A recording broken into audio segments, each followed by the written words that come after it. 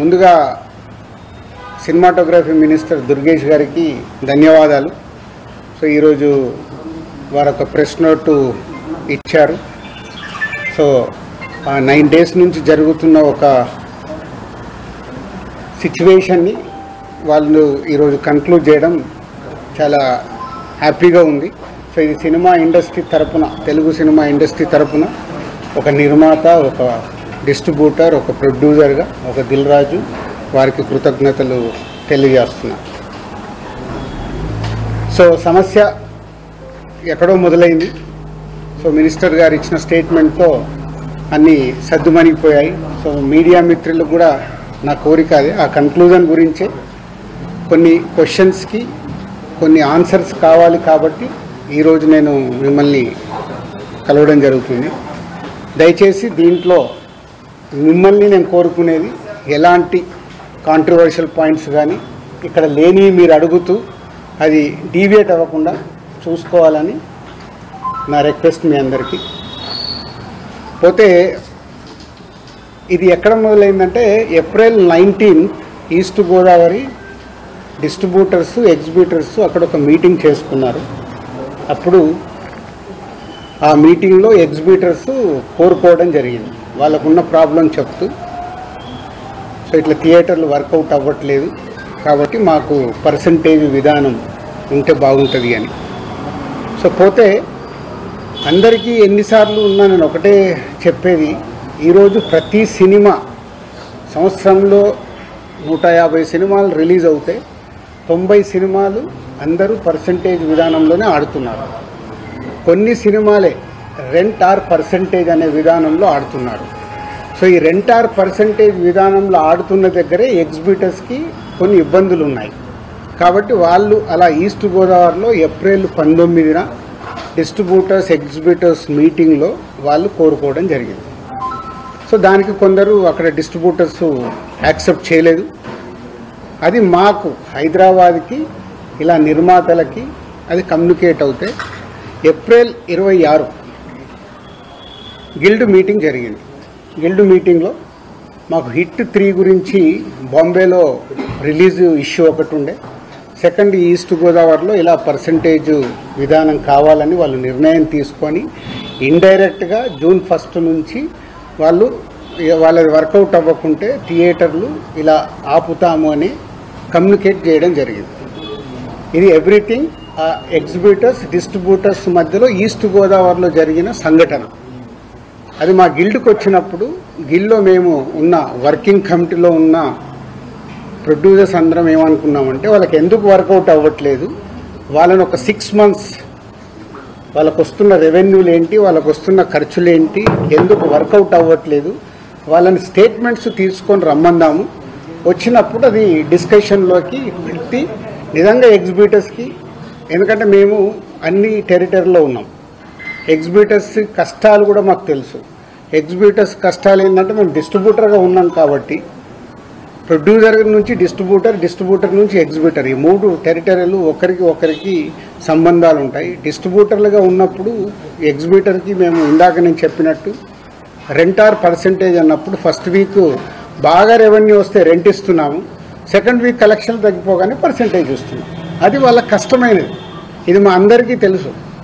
దానికి సొల్యూషన్ మేము చాలా రోజులు అనుకుంటున్నాం, కానీ ఉన్న పరిస్థితుల వల్ల ప్రొడ్యూసర్స్ కూడా హ్యాపీగా లేరు కాబట్టి ఆ సొల్యూషన్ రావట్లా. సో అలా April 26 గిల్డ్లో జరిగిన మీటింగ్ ద్వారా ఆ డిస్కషన్ అలా కంటిన్యూ అవుతూ వాళ్ళని రమ్మని చెప్దామని అడగడం జరిగింది. సో ఇక్కడ అప్పుడు హరిహర వీరమల్లు అనే కళ్యాణ్ గారి సినిమా May 11 అనుకుంటాను ఒక రిలీజ్ డేట్ వాళ్ళు అనౌన్స్ చేసింది, మేలో ఉంది. సో తర్వాత అది షిఫ్ట్ అవ్వడము, టెక్నికల్ వాళ్ళ వర్క్ వల్లనో దేని వల్లనో షిఫ్ట్ అవ్వడం. అది షిఫ్ట్ అయ్యేది ఎప్పటికీ డేట్ ఇంకా లాక్ అవ్వలేదు అనుకుంటాను, ఇన్ April 26 టైంలో. తర్వాత అలా ఈస్ట్ గోదావరి నుంచి స్టార్ట్ అయింది, ఇక్కడ నైజాంకు కూడా వచ్చింది, నైజాం సింగిల్ స్క్రీన్స్లో. సో నైజాంది ఒక క్లారిటీ కోసం మీరు అందరూ మళ్ళీ నోట్ చేసుకోండి, ఫ్యూచర్కు కూడా ఉపయోగపడుతుంది. నైజాంలో సింగిల్ స్క్రీన్స్ 370 థియేటర్లు ఉంటాయి. 370 సింగిల్ స్క్రీన్స్ తెలంగాణ స్టేట్ మొత్తంలో. అందులో ఎస్విసి సినిమాస్ అండ్ అదర్ మాకు రిలేటెడ్గా ఉన్న చారి గారు వాళ్ళని కలిపి మా దగ్గర ఉన్నాయి 30 థియేటర్లు. అవుట్ ఆఫ్ 370 థియేటర్లు 30 థియేటర్లు మా దగ్గర ఉన్నాయి. అలాగే ఏషియన్ సునీల్ అండ్ సురేష్ కంపెనీలో 90 థియేటర్లు ఉన్నాయి. 120 మా దగ్గర 30, వాళ్ళ దగ్గర 90. 250 థియేటర్లు ఓనర్స్ కానీ వాళ్ళకు సంబంధించిన వాళ్ళు కానీ నడుపుతున్నారు. అవుట్ ఆఫ్ 370 ఇది రేషియో. మీ మీడియా వాళ్ళకు నేను మళ్ళీ ఇది క్లారిటీ ఇస్తున్నాను. మళ్ళీ ఆ నలుగురు దాంతో ఆ సబ్జెక్టు తర్వాత వస్తాను. సో ఒక వ్యక్తుల మీద ఇండివిజువల్గా టార్గెట్ చేయడము, వెనకాల ఏముందో అర్థం చేసుకోకుండా మాట్లాడము, మీలాంటి వాళ్ళు కనీసం ఇలాంటి క్వశ్చన్స్ వచ్చినప్పుడు అండర్లైన్ చేసుకోండి. మీరు మాట్లాడేటప్పుడు ఎవరో ఎక్కడి నుంచో ఫోన్ ఇన్ తీసుకుంటారు. నాకు ఎవరో లింక్ పంపితే జీ న్యూస్ ఉన్నారు ఎవరైనా ఇక్కడ? జీ న్యూస్లో చూసా ఇందాక ఎవరో పంపిస్తే. ఆ టాపిక్ సంబంధం లేదు కానీ అది కూడా తీస్తా. అక్కడేదో టాపిక్లో జరుగుతుంటే మళ్ళీ వస్తాను మెయిన్ పాయింట్కి. టాపిక్లో జరుగుతుంటే మొదటి రోజు గేమ్ చేంజర్ సినిమా పైరసీ వచ్చింది. అది నిర్మాతకి నష్టం, నిర్మాత ద్వారా డిస్ట్రిబ్యూటర్కి నష్టం, డిస్ట్రిబ్యూటర్ ద్వారా ఎగ్జిబ్యూటర్కి నష్టం. అక్కడ ఒక ఎక్స్ నిర్మాత అంటున్నాడు, ఆ నిర్మాతనే ఇది పైరసీ చేసి ఉండొచ్చు. అంటే ఎంత నీచం! ఒక ప్యాషనెటిక్ ప్రొడ్యూసర్ నేను, నా సినిమాని నేను కాపాడుకోవడానికి ఫైట్ చేస్తాను అంటే ఎంత దిగజారిపోతున్నారు వాళ్ళు. మీడియాలోకి రావడానికా, మీడియా వాళ్ళు ఇచ్చే ఇంపార్టెంట్ కోసమా? అది అవసరం లేని టాపిక్. పైరసీ మీద మేము ఫైట్ చేస్తాం కానీ ఎవడన్నా హౌస్ మన ఇంట్లో మనిషిని మనం చంపుకోవాలని ఎవడన్నా మనిషి అనుకుంటాడా? ఏ కుటుంబంలో ఎవరన్నా అనుకుంటారా? అంత నీచంగా బిహేవ్ చేస్తున్నారు కొందరు. అది పక్కన పెడదాం. సో ఈ పర్సంటేజ్ విధానం తెలంగాణకు వచ్చినప్పుడు తెలంగాణ ఎగ్జిబిటర్స్ న్యాచురల్గా సార్ ఈస్ట్ గోదావరిలో అది అంటున్నారంట, ఇలా తెలంగాణలో కూడా మేము అన్ని థియేటర్లు మూత పడుతున్నాయి, మాకు ఏదో ఒక సొల్యూషన్ కావాలి అని శిరీష్ గారిని అడగడం జరిగింది. ఎవరు ఆ 270 థియేటర్లు? ఎందుకు 30 ఏళ్ళ నుంచి వాళ్ళు మాతో వ్యాపారం చేస్తున్నారు. 98 నుంచి ఆ ఎగ్జిబిటర్స్కి మాకు 28 ఏళ్ళ నుంచి ఒక నడుస్తుంది, ఆ రిలేషన్ నడుస్తుంది. వాళ్ళు అడిగినప్పుడు ఈస్ట్ గోదావరికి ఇలా జరుగుతుందన్నప్పుడు శిరీష్ గారు నా నోటీస్లో తీసుకొచ్చారు. ఇలా నువ్వు ఛాంబర్ ప్రెసిడెంట్గా ఉన్నప్పుడు ఛాంబర్లో జరిగిన లాస్ట్ ఇయర్ నేను ఛాంబర్ ప్రెసిడెంట్, మీ అందరికీ తెలిసిందే. ఛాంబర్లో నువ్వు అన్నావంట ఎగ్జిబిటర్స్కి కూడా ఏదైనా కష్టాలు ఉన్నప్పుడు డెఫినెట్గా గవర్నమెంట్స్తో కూడా మాట్లాడి సాల్వ్ చేస్తామని వాళ్ళు ఈ పాయింట్ అడుగుతున్నారు. ఈస్ట్ గోదావరిలో అడుగుతున్నారు. What will do? ఎగ్జిబిటర్స్కి ఏం కావాలో అడగడంలో తప్పులేదు. వాళ్ళకు ఉన్న ప్రాబ్లమ్స్ ఏంటి వాళ్ళని చేసుకొని కమ్యూనికేట్ చేయమనండి. ఎవరికి? ఛాంబర్కి కమ్యూనికేట్ చేస్తే అప్పుడు ఛాంబర్ నుంచి ప్రొడ్యూసర్స్కి లేదా గవర్నమెంట్కి ఈ టాపిక్ వెళ్తుంది. బికాజ్ ఐఎమ్ ఎఫ్డీసీ చైర్మన్ కాబట్టి ఆ ఉద్దేశంలో వాళ్ళు ఈ రూట్లో రావడం జరిగింది. అది అయిపోయింది. సో నేను నా వెకేషన్ కోసం నేను హాలిడే వెళ్ళాను. వాళ్ళు మే 18 ఒక మీటింగ్ అనుకున్నారు ఎగ్జిబిటర్స్, ఏపీ తెలంగాణ ఎగ్జిబిటర్స్ అందరు. ఆ రోజు ఆ మీటింగ్ అయిపోయే టయానికి నేను లాస్ట్కి ఒక 15 నిమిషాల గురించి వెళ్ళాను. సో మళ్ళీ అది మీ మీడియా మిత్రులకు కూడా చాలా అవసరం ఇది. ఎందుకంటే ఆ టాపిక్ June 1 థియేటర్లు బంద్ అనేది ఫస్ట్ వేసింది మీరు. లోపల జరిగింది ఏంటి, వాళ్ళు అడిగింది ఏంటి మీకు క్లారిటీ లేదు. ఎవరో ఫోన్ ద్వారా చెప్పింది అది మట్టుకే మీరు మీ స్ట్రోలింగ్లు కానీ మీ బ్రేకింగ్ న్యూస్లు కానీ మీరేశారు. అంటే యాక్చువల్ లోపల ఏం జరిగింది, వాళ్ళు ఏం అడిగారు, వాళ్ళు ఛాంబర్కి ఏమి ఇచ్చారు, మీకు క్లారిటీ లేదు. వాళ్ళు అక్కడ నేను వెళ్ళి మాట్లాడిన తర్వాత సార్ మేము ఇలా అనుకుంటున్నాం, మాకు ఈ పర్సంటేజ్ విధానం కావాలి, ఈ రెంటార్ పర్సంటేజ్ అనేది ఉంది. ఆ కొన్ని సినిమాలకే 90% సినిమాలు మేము పర్సంటేజ్లో ఆడుతున్నాము. సో కొన్ని సినిమాలకి ఇలా ఉంది, మాకు కావాలి అని అడుగుతున్నాం. సరే, దాంట్లో వాళ్ళ పర్సంటేజ్ విధానంలో కూడా రాయొద్దు అని చెప్పా. ఎందుకు? అది ప్రొడ్యూసర్స్, అక్కడ డిస్ట్రిబ్యూటర్స్ కంఫర్ట్గా లేరు, ప్రొడ్యూసర్స్ కంఫర్ట్గా లేరు. సో మీ కోరిక, మీ రిక్వెస్ట్ ఏదైతుందో మీరు ప్రొడ్యూసర్స్కు చెప్పండి. డెఫినెట్గా ప్రొడ్యూసర్స్ మీటింగ్ అయినప్పుడు వాళ్ళు మీ గురించి ఆలోచించి ఎలా దీన్ని సాల్వ్ చేయాలనేది ప్రయత్నం చేసి తొందరలోనే చేస్తాము. అక్కడ కొందరు సార్ మేము ఇది కాకుంటే జూన్ 1 నుంచి మేము థియేటర్లు క్లోజ్ చేస్తాం, అది తప్పు. మీరు అలాంటి స్టేట్మెంట్లు కానీ అలాంటివి అడిగితే ఎదుటి వాళ్ళకు హర్టింగ్గా ఉంటుంది, ఆ టాపిక్ వద్దు. సో దీన్ని మీరు అందంగా మీ ప్రొడ్యూసర్స్కి ఛాంబర్ ద్వారా, ఏదైతే ఛాంబర్ మెయిన్ బాడీ ఉందో దాని ద్వారా డిస్ట్రిబ్యూటర్లకి ప్రొడ్యూసర్లకి కమ్యూనికేట్ అవుతే మళ్ళీ జాయింట్ మీటింగ్ అవుతుంది. జాయింట్ మీటింగ్ అయినప్పుడు దీనికి క్లారిటీ వస్తుంది, లేదా ఒక సొల్యూషన్ కోసం ప్రయత్నం జరుగుద్ది అని నేను చెప్పగానే ఆ రోజు అక్కడ ఉన్న వాళ్ళందరూ ఏకీభవించారు. నేను బయటకు వచ్చేసాను 15 నిమిషాల తర్వాత బయటకు వచ్చిన హాఫ్ అన్ అవర్కి ఏ ఛానల్లో చూసినా జూన్ 1 థియేటర్లు బంద్, జూన్ 1 థియేటర్లు బంద్, టక్ మెసేజ్లు వస్తున్నాయి. ఏంటయ్యా అని నేను ఛాంబర్కి ఫోన్ చేశాను. ఆ ప్రెసిడెంట్కి సెక్రటరీతో మాట్లాడితే సరిగా వాళ్ళు ఇలా లెటర్ ఇచ్చారు. ఏమని ఇచ్చారు? ఎగ్జిబిటర్స్ లెటర్ ఛాంబర్కి, మాకు ఇలా పర్సంటేజ్ విధానం కావాలి, ఈ పర్సంటేజ్ విధానం కోసం డిస్ట్రిబ్యూటర్లు కానీ ప్రొడ్యూసర్లతో కానీ మాకు మీటింగ్ పెట్టండి. ఆ మీటింగ్లో మేము అనుకుంది జరగకుంటే మేము జూన్ 1 నుంచి థియేటర్లు బంద్ చేస్తాం.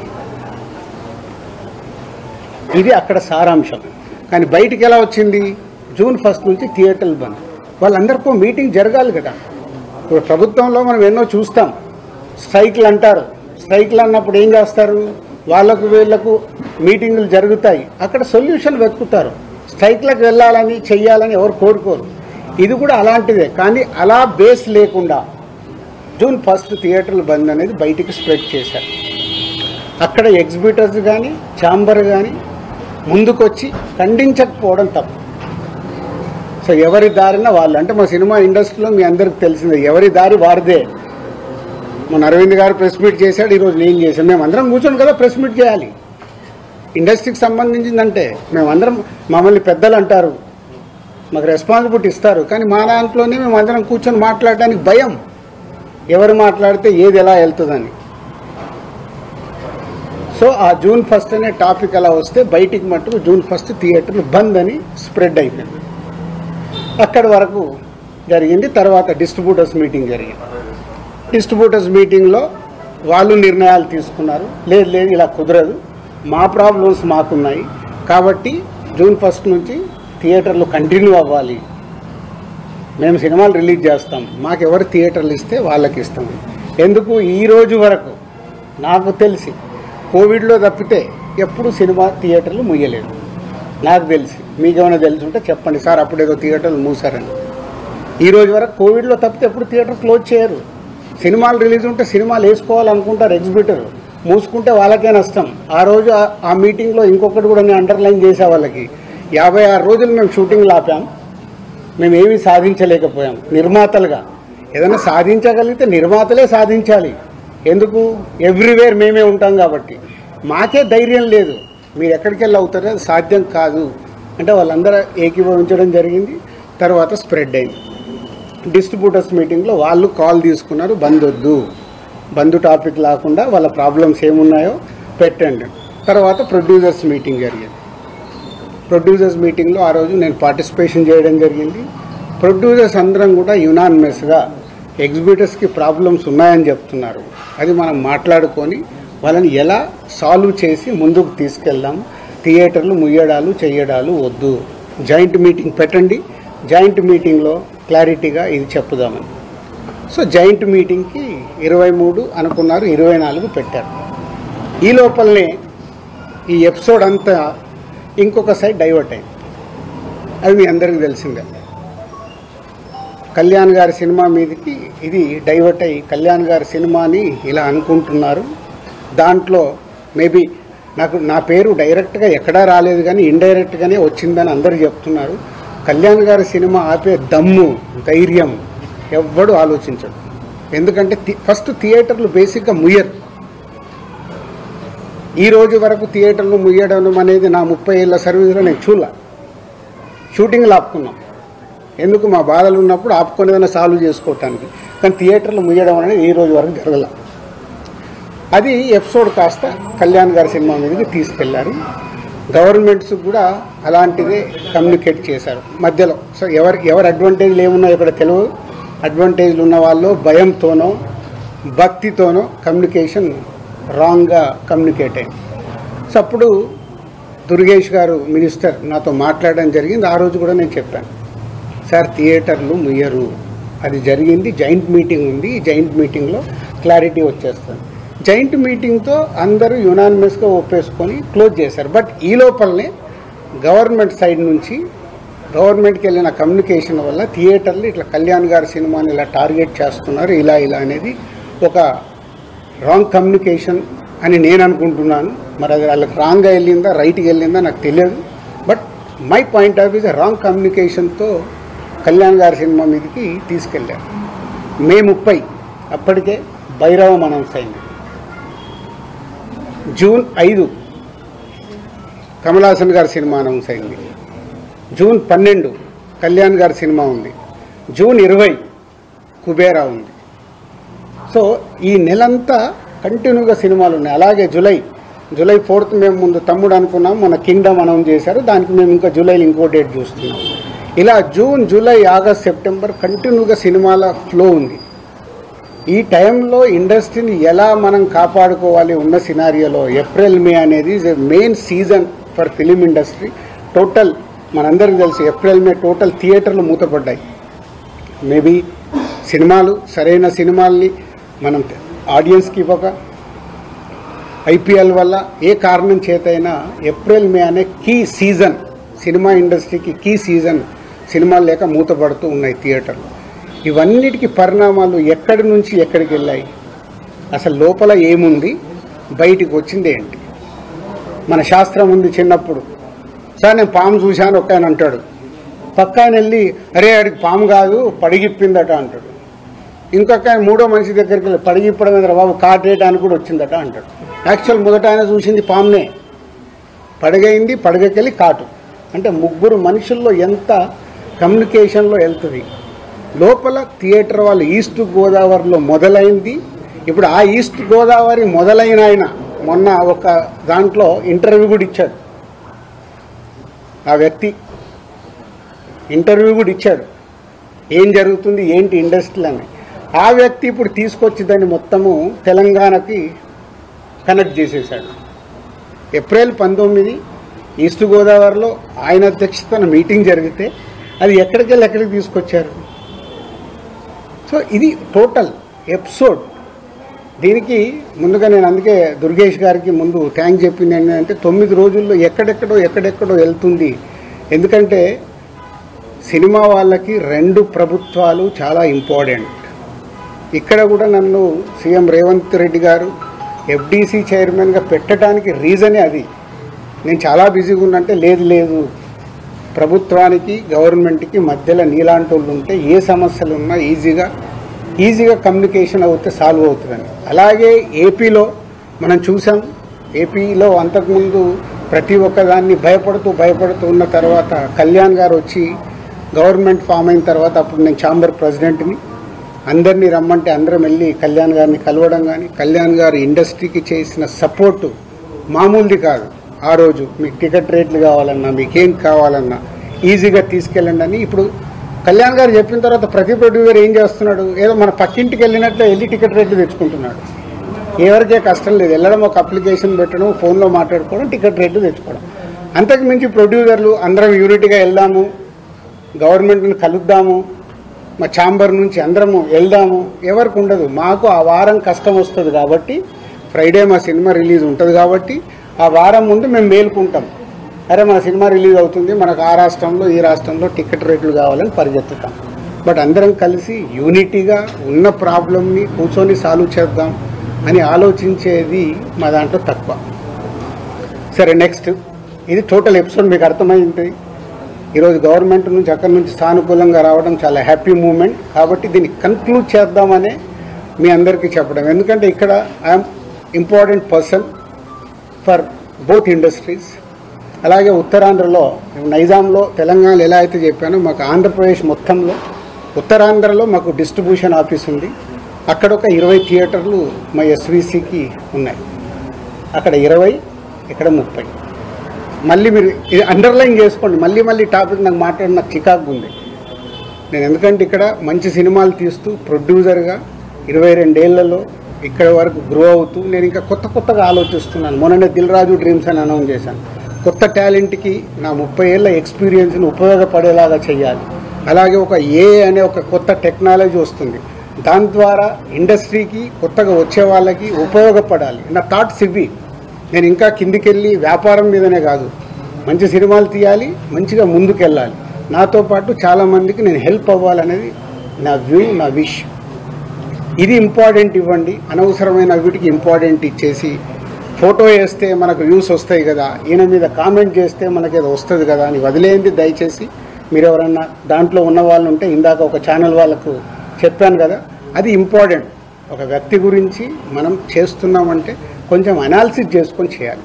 సో నిన్న మా అరవింద్ గారు మాట్లాడడం జరిగింది. అరవింద్ గారికి ఉన్నది ఆయన ఒక క్లారిటీ ఇచ్చాడు.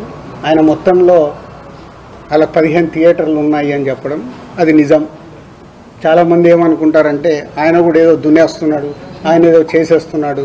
ఆయన క్యూబ్ అనే కంపెనీలో, వాళ్ళు ఎప్పుడో పెట్టిన కంపెనీలో ఆయన పార్ట్ ఆఫ్ ద క్యూబ్.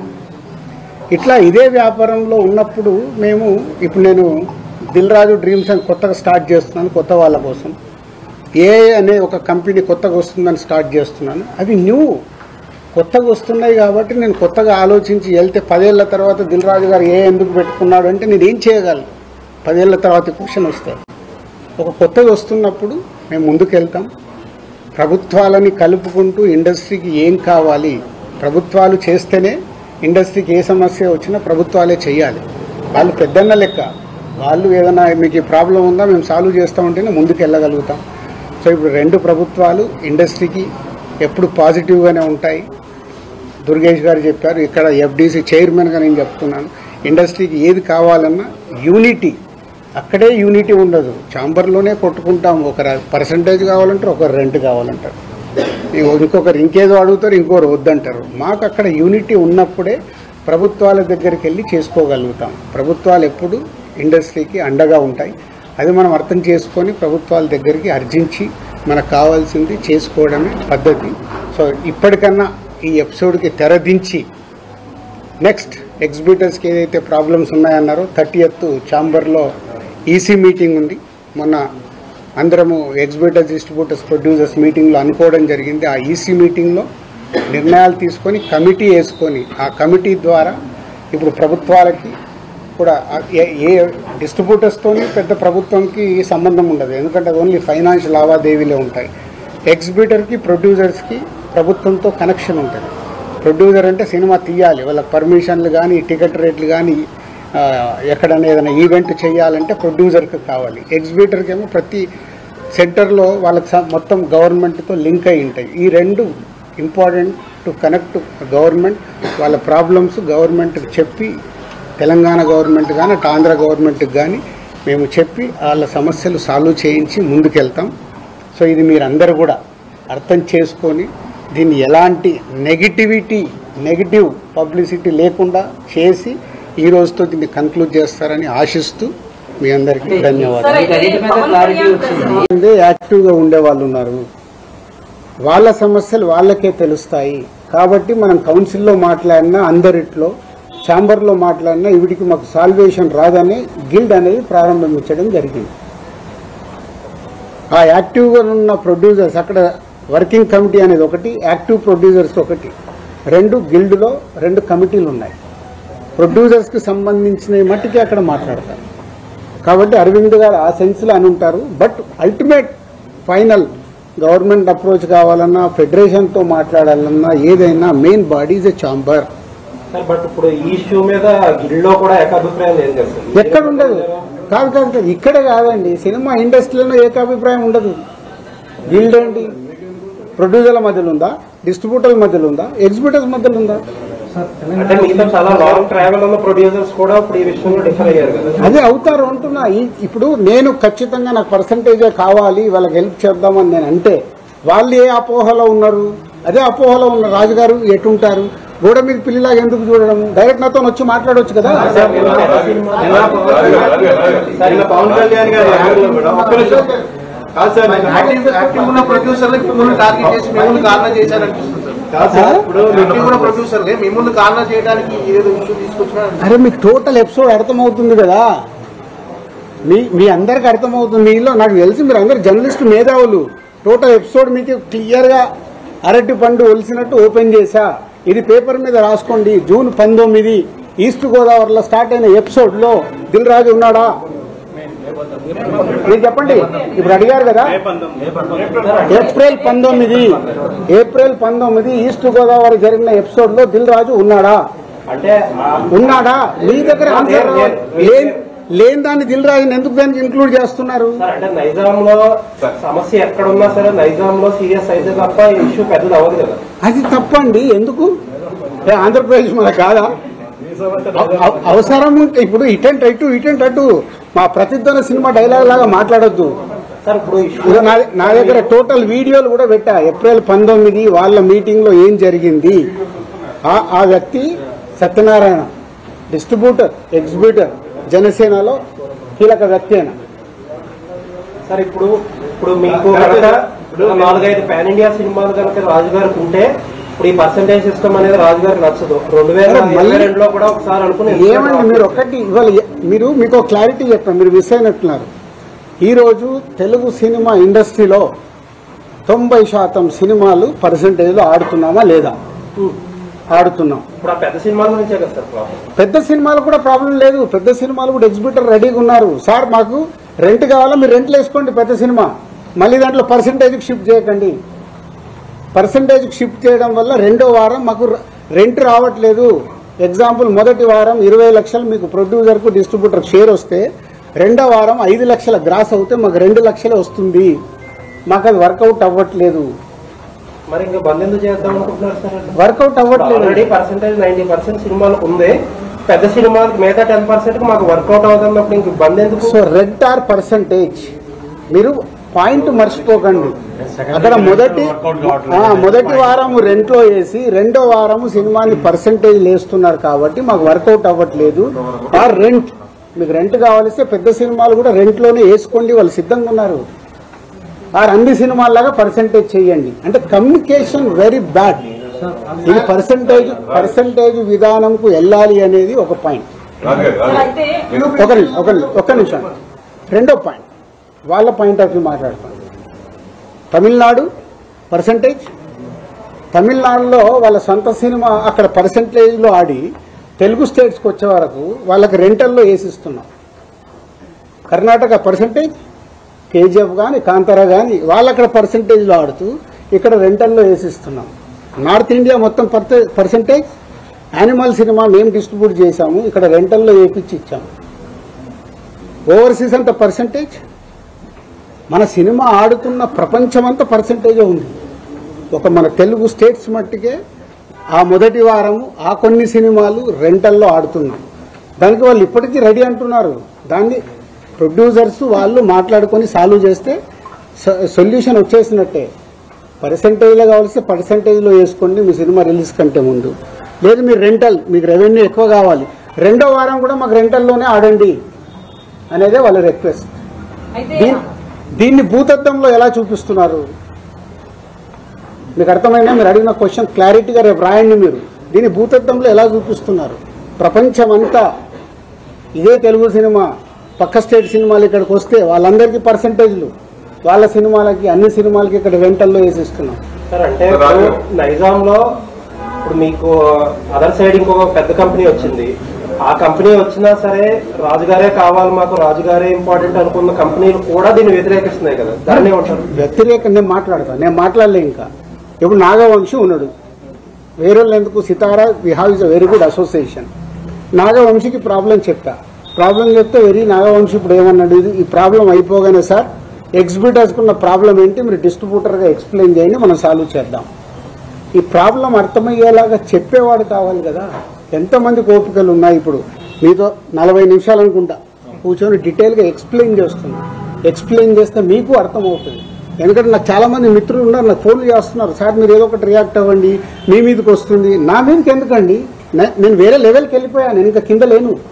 నేను దిల్ రాజు డ్రీమ్స్ అని కొత్తోళ్ళతో ఎలా పనిచేయాలి, లార్వినియాతో నేను ఇంటర్నేషనల్కి ఎలా చేయాలి, ఒక ఇంటర్నేషనల్ కంపెనీతో ఇప్పుడు టైప్ చేశాం, ఒక సినిమా చేస్తున్నాం. ఇప్పుడు ఆయన వెళ్ళాడు, నేను ఆ లెవెల్లో ఆలోచిస్తున్నాను, ఇంక ఇక్కడే ఉండదలుచుకోలేదు. ఏదైనా అనుకోండి, అంటే నా thinking I want is a new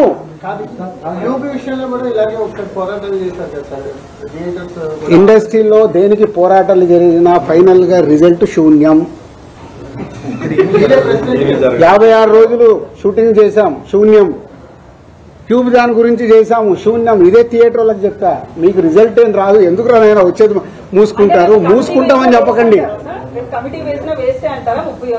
3 కలిస్తే సొల్యూషన్ వస్తుంది. ఎగ్జిబిటర్, డిస్ట్రిబ్యూటర్, ప్రొడ్యూసర్ కలిస్తే సొల్యూషన్ వస్తుంది. ఇప్పుడు కలుస్తారు. ఎందుకు? ఇప్పుడు గవర్నమెంట్స్ కూడా ఇన్వాల్వ్ అయ్యి గవర్నమెంట్స్ కూడా చెప్పుతాయి కాబట్టి కలుస్తారు, సొల్యూషన్ వస్తుంది. నేను లేను,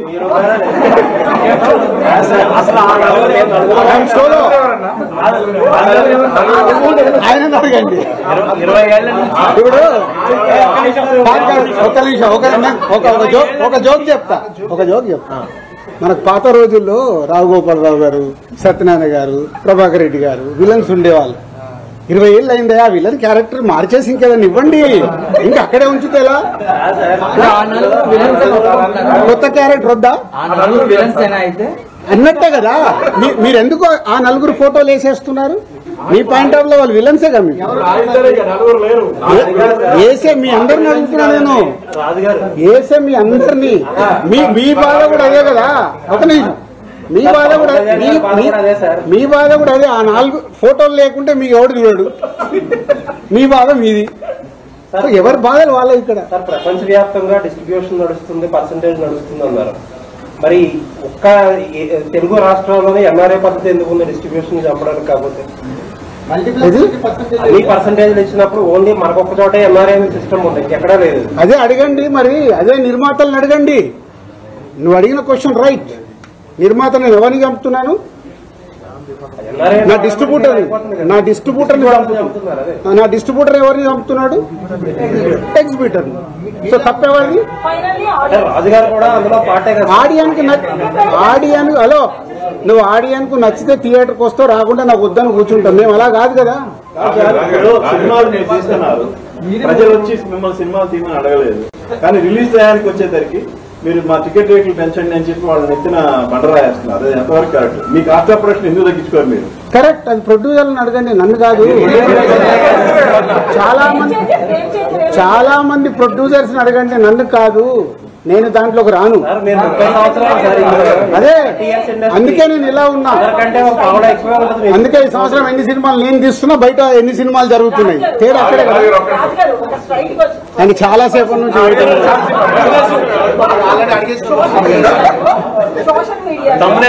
వ్యక్తిగతంగా కంపెనీలు ఏవైతే కార్పొరేట్ కంపెనీలు ఉన్నాయో అవన్నీ ప్రభుత్వానికి అనుకూలంగా ఉండవు, ఎవరి పని వాళ్ళు చేసుకుంటారు. కానీ ఫిల్మ్ ఇండస్ట్రీ దగ్గరికి వచ్చేటప్పటికి మమ్మల్ని కలవలేదని వీళ్ళు అంటారు, లేదా తెలంగాణ గవర్నమెంట్ అయినా ఏపీ ప్రభుత్వం అయినా కూడా అదే విమర్శలు చేస్తున్నారు, మమ్మల్ని వచ్చి ఇండస్ట్రీ కలవలేదు అని.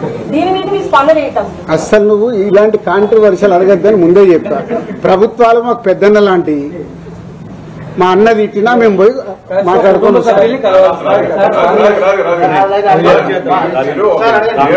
మీరు ఒక ఎగ్జిబిటర్, ఒక డిస్ట్రిబ్యూటర్, ఒక ప్రొడ్యూసర్, ఈ ముగ్గురు మధ్య ఇప్పుడు సమస్య మొత్తం.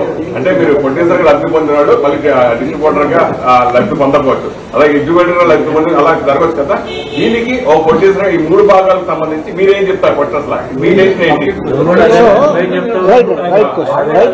ఇప్పుడు ముగ్గురికి సమస్యలు ఉన్నాయి, ముగ్గురికి సమస్యలు ఉన్నాయి.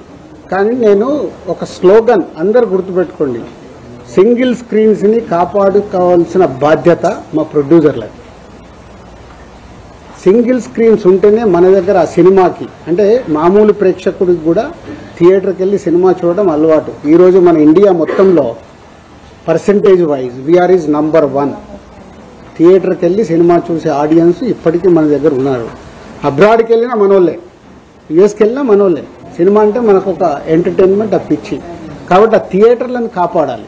ఇప్పుడు ఆ థియేటర్లు ఏమైనాయి, వాళ్ళు మూసుకునే కంటే దేనికో రెంట్కి ఇస్తే 10-15 లక్షలు వస్తుందని షిఫ్ట్ అవుతున్నాయి. చాలా థియేటర్లు కనుమరుగవుతూ వస్తున్నాయి. ఇది మా అందరికీ తెలుసు నిర్మాతలకి. కానీ మా సినిమా రిలీజ్కి వచ్చేటప్పుడు మా స్వలాభం, నాకేమొస్తుంది, నా డిస్ట్రిబ్యూటర్ దగ్గరికి వెళ్ళి ఎంత లాక్కోవాలి, నా డిస్ట్రిబ్యూటర్ వెళ్ళి నా ఎగ్జిబిటర్ దగ్గరికి వెళ్ళి ఎంత లాక్కోవాలనే మైండ్ సెట్తోనే ఉన్నాం. కానీ లేదు, ఇది అందరికీ సంబంధించింది, దీన్ని జాగ్రత్తగా కాపాడదామనే ఆలోచన ఎవరిలో లేదు. మెయిన్ ఏంటంటే మీరు నిజంగా మిగతా డిస్ట్రిబ్యూటర్తో నేను పోల్చడం కాదు, కానీ ఎస్పెషల్లీ నైజాంలో మీకు దాదాపుగా మీకు పర్సనల్ గా 30 థియేటర్లు ఉన్నా కానీ దాదాపు 250 థియేటర్లు మీరే అంటే శిరీష్ గారి ఆధ్వర్యంలోనే జరుగుతాయి అవి మెయింటెనెన్స్. నిజంగా శిరీష్ గారు లేకపోతే ఈ రోజు చాలా నైజాంలో చాలా థియేటర్లు కళ్యాణ మండపాలుగా మారిపోయే అవకాశం ఎక్కువ ఉంది. అది చాలా ఇప్పుడు 50 థియేటర్లు సిద్ధంగా ఉన్నాయి.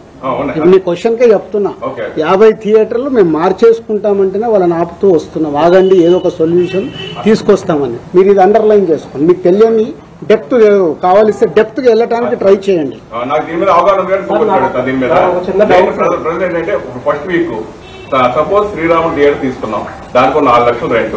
కానీ ఆ ఫస్ట్ వీక్ కలెక్షన్ మనం చూస్తే షోకే 1,50,000 మనకి గ్రాస్ వస్తుంది. సో ఆ పరంగా తీసుకుంటే ఫస్ట్ వీక్ టోటల్ గా కలెక్షన్ చేసుకుంటే మనకు 30 లక్షలు 4 లక్షలు వస్తుంది. రెంట్ పరంగా ఇచ్చి 4 లక్షలు వెళ్ళిపోతుంది.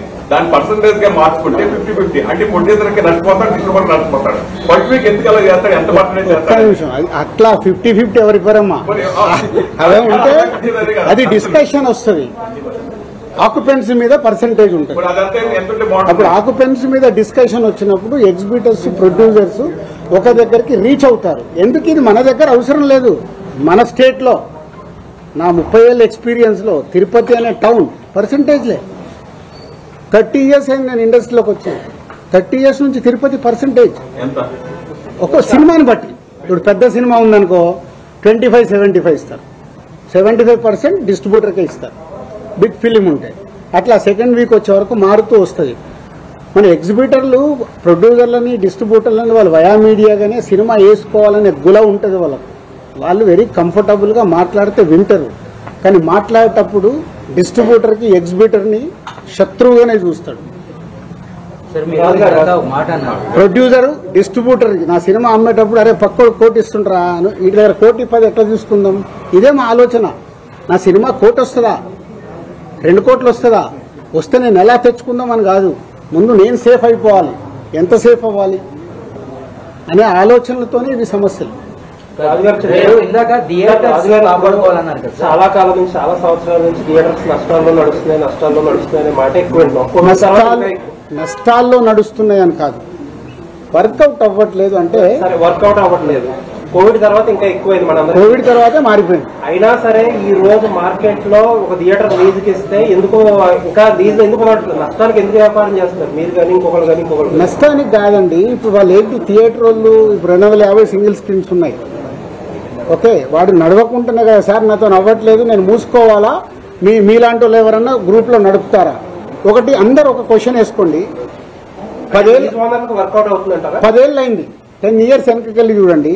ఏపీలో, తెలంగాణలో ఎక్కడన్నా ఒక సింగిల్ స్క్రీన్ థియేటర్ కట్టారా? ఎందుకు కట్టట్లేదు? ఎందుకు కట్టట్లేదు? అందుకే వర్కౌట్ అవ్వట్లేదనే కదా. మళ్ళీ మీ అందరికి తెలిసింది ఒకటే, నా బ్యాలెన్స్ షీట్ ఇస్తా, మీరు వస్తే నా కంపెనీలో బ్యాలెన్స్ షీట్ ఉంటుంది, 5 ఏళ్ళది బ్యాలెన్స్ షీట్ తీసుకొని చూడండి, ఏమవుతుందో తెలుస్తుంది. ఇందాక అన్నాను కదా, పాము పడగే కాటు, అది ఫార్ములా. ఇప్పుడు ఉన్నవి లీజ్ చేశారు, 15 ఏళ్ళు మేము గ్రౌండ్ లీజ్ చేసి చేస్తున్నాము, మధ్యలో వదిలేయలేం కదా. మొన్న అరవింద్ గారు అన్నారు, ఏమన్నారు నిన్న? అరవింద్ గారు మాట్లాడినా అన్ని మాట్లాడుతున్నారు మీరు, నేను చూసా వీడియో. 15 థియేటర్లు ఉన్నాయి, అవి అయిపోగానే నేను వదిలేస్తున్నానని. మరి లాభం ఉంటే ఆయన ఎందుకు వదులుతాడు? ఎందుకు వదులుతాడు? మీరు అనుకున్నట్టు లాభమే ఉంటే వదిలేడు కదా. ఏషియన్ గేట్ అని నిజామాబాద్ లో డిస్ట్రిక్ట్ ఒక థియేటర్ ఉంది, అది ఎవరిది? అరవింద్ గారు పాట 15 థియేటర్లు అదొకటి. ట్రిపుల్ అది ఎప్పటికో అనుకున్నది, 15 ఏళ్ళు అయిపోయింది. అది ఓనర్ గా వాళ్ళ ట్రిపులే. ఇప్పుడు మీరు అందరూ మళ్ళీ చెప్తున్నా, ఏ తప్పు దొరుకుతుందా, దాన్ని ఎలా హైలైట్ చేద్దామా కాదు, బిగ్ గో ప్రాక్టికల్. అసలు ఏం ప్రాబ్లం ఉంది, ఆ ప్రాబ్లంకి ఉపయోగపడతారా ట్రై చేయండి. ప్రాబ్లంని చెడగొట్టడం కాదు. నేను ఓపెన్ ఛాలెంజ్, ఓపెన్ గా ఉన్నా. సినిమా ఇండస్ట్రీకి ఇది ఉపయోగపడుతుంది సార్ అంటే మీతో నడవటానికి నేను సిద్ధంగా ఉన్నా. మీలో ఎంతమంది నిజాయితీగా నడవటానికి ఉన్నారు? ఓటీటీ అనేటువంటిది దానివల్ల ఓటీటీకి తొందరగా సినిమాలు ఇచ్చేయడం వల్లే థియేటర్స్ అంతగా నడవట్లేదు అనేటువంటిది ఇది ఎవరు కాదనలేనిది. ఎంచేదంటే సినిమా రిలీజ్ అయిన 1 వీక్ లో కూడా ఓటీటీలో సినిమా. అది ఒక్క రీజన్ కాదు మిస్టర్ ఫనీ, అది ఒక్క రీజన్ కాదు. అలా ఉంటే కోర్టు ఆడకూడదు, అలా ఉంటే మ్యాడ్ ఆడకూడదు. సంక్రాంతికి వస్తున్నాము, ఆడుతూనే ఉంది, ఓటీటీలు ఆడింది, టీవీలు ఆడింది, థియేటర్లు ఆడుతుంది. ఎందుకు ఆడింది 3 ప్లేస్లలో? ఇక్కడ అదే point reason not only 1 point, we have 5-6 points. Multiple problems ఉన్నాయి. థియేటర్కి ఆడియన్ని రాకుండా మన కలెక్షన్స్ తగ్గటానికి, ఫుట్బాల్ తగ్గటానికి మల్టిపుల్ ప్రాబ్లమ్స్ ఉన్నాయి. ఆ మల్టిపుల్ ప్రాబ్లమ్స్ మీద మీరు నిజంగా తెలివైన వాళ్ళు ముందుకొచ్చి మీడియా నుంచి దాని మీద పెట్టుకొని ఈ ప్రాబ్లమ్స్ ఉన్నాయి, ఫుట్ఫాల్ పెంచడానికి ఏం చేయాలనే దానికి ఒక ఉద్యమం స్టార్ట్ చేయండి. ఇంకా ఇండస్ట్రీకి మీరు అందరూ ఉపయోగపడిన వాళ్ళు అవుతారు. ఇది కాదు థియేటర్ ఆక్యుపెన్సీ పెరగకపోవడానికి మెయిన్ కారణం టికెట్ రేట్లు ఒకటైతే మంచి సినిమాలు రావట్లేదు అనేది. దాని మీద ఎందుకు చాంబర్ గానీ మీలాంటి చాంబర్ ఏం చేస్తుందా? నేను సినిమా తీస్తే చాంబర్కి ఏం సమయం? నా డబ్బు నాది. సినిమా మొదలు పెట్టేటప్పుడు నేను తోపు సినిమా తీస్తున్నానే మొదలు పెడతా. ఆక్యుపెన్సీ పెరిగిందంటే ప్రాబ్లమ్స్ అన్ని ఏమి ఉండవు కదా. ఆక్యుపెన్సీ పెరగాలంటే అవన్నీ జరగాలి కదా. సో మీ అందరికి ఒక రిక్వెస్ట్, నిజంగా ఇవన్నీ వదిలేద్దాం. మన ప్రేక్షకుల్ని థియేటర్కి తీసుకురావడానికి మనం అందరం కలిసి ఏం చేద్దాం? ఒక రూట్ మ్యాప్ వేయండి, నేను ముందు నిలబడతా. దానికి మల్టిపుల్ ఇష్యూస్ ఉన్నాయి. ఆ ఇష్యూస్ మీద మనం ఫైట్ చేసి మనందరం, ఎందుకంటే మీరు సినిమా వల్ల ఏళ్ల నుంచి బతుకుతున్నారు, మేము సినిమా వల్లనే బతుకుతున్నాం కదా. దానికోసం సినిమా కోసం ఫైట్ చేద్దాం, ఇండివిజువల్ కాదు.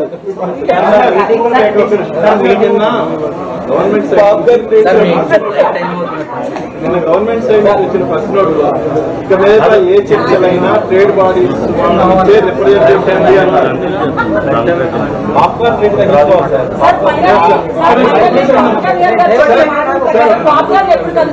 నిన్న ప్రభుత్వం సైడ్ నుంచి వచ్చిన ప్రెస్ నోట్ లో ఇక మీద ఏదైనా ట్రేడ్ బాడీస్ నుంచే రిప్రజెంటేటివ్ రండి అన్నారు, ఇండివిజువల్స్ వద్దు అన్నారు. బట్ నిన్న అరవింద్ గారు ఇచ్చిన స్టేట్మెంట్ ప్రకారం చూస్తే గిల్డ్ ని హైలైట్ చేయబోయారు ఆయన. సో అది ఎంతవరకు కరెక్ట్? గిల్డ్ కూడా ట్రేడ్ బాడీ, ప్రొడ్యూసర్స్ గిల్డ్, అది ట్రేడ్ బాడీ. అంటే ఇప్పుడు మీకు ఛాంబర్ కున్న పవర్స్ లేవు.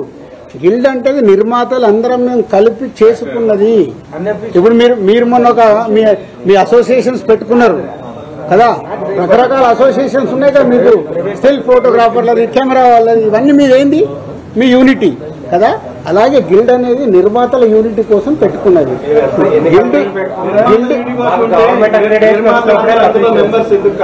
అందరు మెంబర్స్ కాదు అక్కడ. ఇప్పుడు ఒక సినిమా తీస్తారు, వెళ్ళిపోతారు, 5 ఏళ్ల తర్వాత సినిమా తీస్తారు. కాబట్టి సినిమా తీసినప్పుడు వాళ్ళు మెంబర్స్ అవుతారు. గిల్డ్ ఫార్మాట్ అది. రెగ్యులర్ గా ఎంట్రీలు ఎగ్జిట్లు ఉంటాయి. వాళ్ళు సినిమా తీసేటప్పుడు మెంబర్ అయిపోయి సినిమా కంప్లీట్ చేసుకొని వెళ్ళారు.